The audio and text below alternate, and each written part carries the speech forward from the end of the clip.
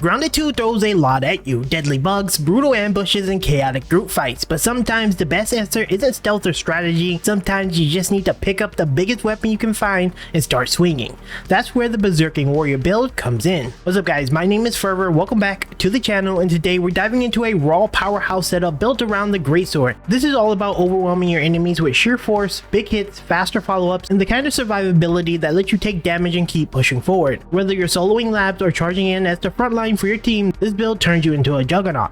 Let's begin. Alright, now that you understand who the build is for, let's go ahead and dive into the breakdown of this build. Alright, first things first, we're going to be using the Mantis Blade. This is a hefty two-handed sword, forged from a massive praying mantis claw. Now, in order to get this, you need to do the face-off against a praying mantis. As you can see here, you're going to need 2 claws, 4 mantis chunks, and then lionberry leather. I'm going to just show you on the map where you can find all these items. So, resource finder, as you can see here, the praying mantises, already have it pre-selected. Quite a few locations for them, really good. Lingo berries, we'll add that. I tend to find them over here a lot of, like in this little area here and then right here. But there's some chunks around the map that you can also get.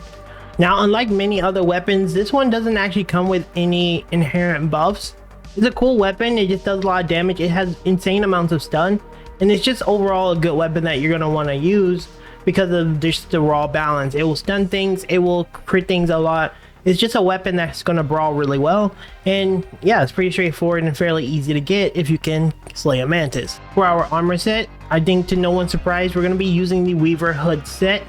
I'm opting to use the Weaver Hood set over a pure warrior set for a couple of reasons. I'm solo, so if you're a solo player, you're more likely to, not really care about pulling aggro because everything will generally aggro to you anyway. So you don't really need it. And then the rogue armor set, your final hit in a 3-hit combo will give you increased crit chance. And yeah, you just get extra free damage. The dual dasher is wasted, but that doesn't matter too much because what we actually are here for is for critical momentum. This one, successful attacks increase your crit hit chance, stacking up to 5 times, so this will make you more likely to crit. And then you lose stack whenever you're hit or the combat ends. So once you're in the fray, you start beating people up, you're going to get a lot of damage. Nonetheless, the weapon itself doesn't really need crit because it does just raw good damage on its own.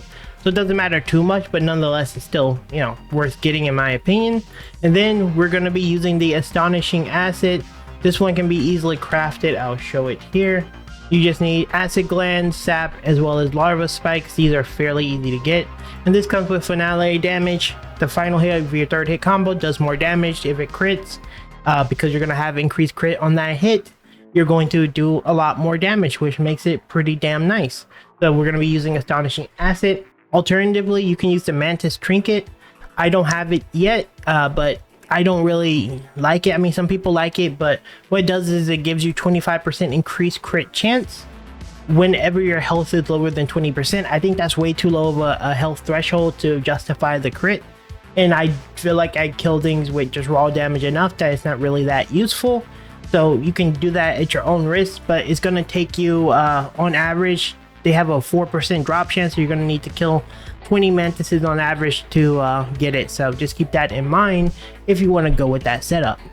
For an alternate setup, I would say the Ladybug may be a pretty good option, as it's going to give you Fighter, which should generate more threat, and then Bargain Block, which is going to make it easier for you to block, and then you're going to get some form of regeneration when you block when you have the full set. This could be good if you're playing with a team, but I think in general I would always just play with Orb Weaver set. Is just better, simply because you don't really need to generate that much threat and you're going to be next to them anyway, so most enemies will attack you anyway.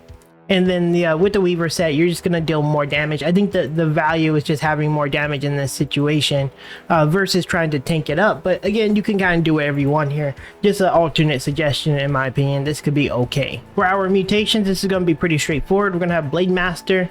What Blade Master does is whenever you hit an enemy, it's going to make them deal less damage to you. So it's going to like weaken them. I don't know if this makes them do less damage to your allies as well, but I'm assuming it does. This could be really good for the tanky setup, and this is part of the survivability I told you about. If they deal less damage, you know, your defense goes a longer way.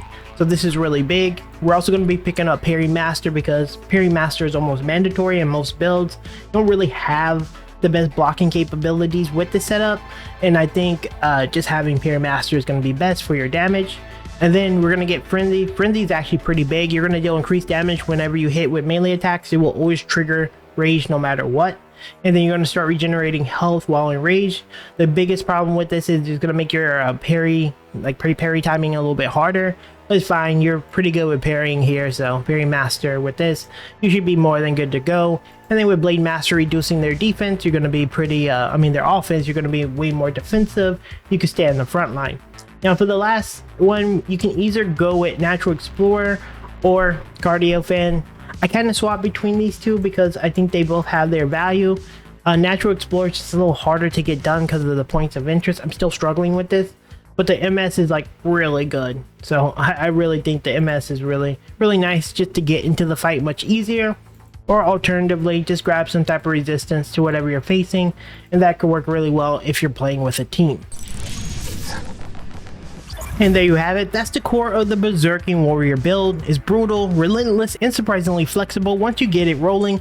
It's a setup that rewards aggression, but still gives you the tools to stay alive in the thick of it. If you're tired of playing it safe and want something that can go toe-to-toe with the worst bugs in the park, this is it. Now, if you found this build helpful or you just enjoyed these kind of breakdowns, make sure to subscribe to the channel. I'm covering everything Grounded 2 and all major releases that you care about. Let me know down in the comments what you would like to change in this build, if something you think would be better. My name is Forever. Thank you guys once again for watching, and I'll see you in the next one very soon.